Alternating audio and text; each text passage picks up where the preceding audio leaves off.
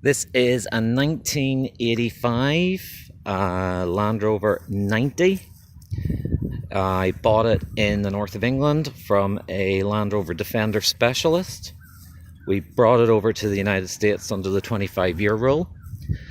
We were going to do a charity road trip in aid of Save the Children, but unfortunately, due to health reasons, that won't happen this year.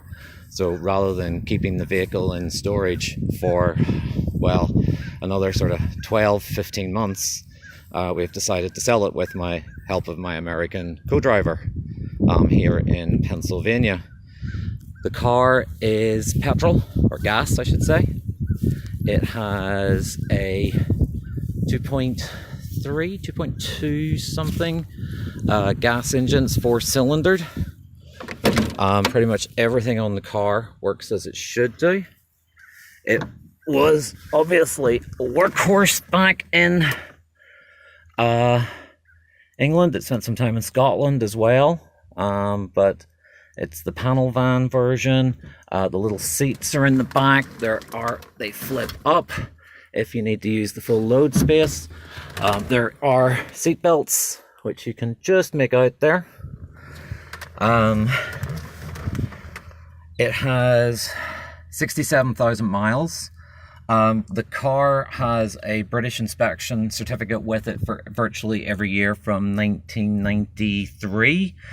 So the mileage is recorded at inspection, and it verifies that at least from 1993 that the miles were kept in order.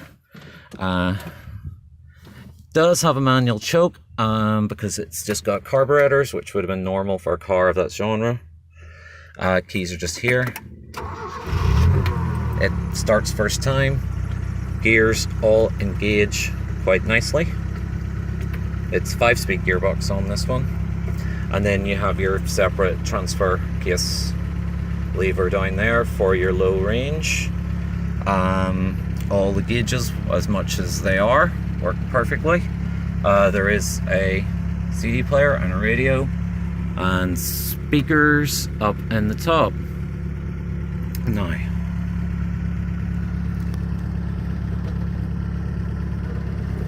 handbrake is just there. Now, a little look under the trunk, under the hood. My Americanisms aren't good. The trunk has a separate lock, but is generally just opened by a little lever here, which pushes it up. And one-handed operation, not.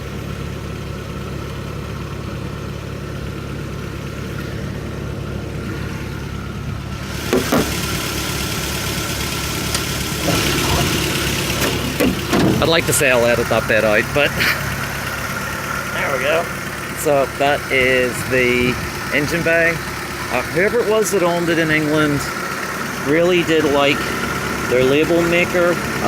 Every time they've done something to the car, they have added a little label to it telling me what it is that they've done, when something was replaced.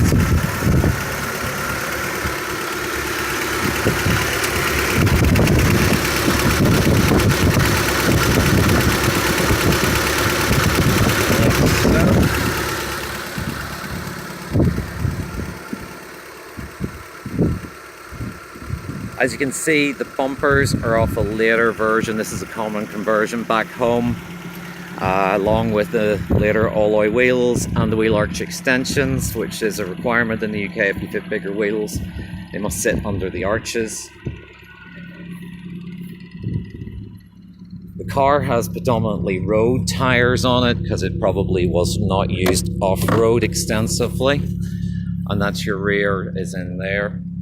There is a tow hitch fitted and steps. Fire extinguisher just in the rear there.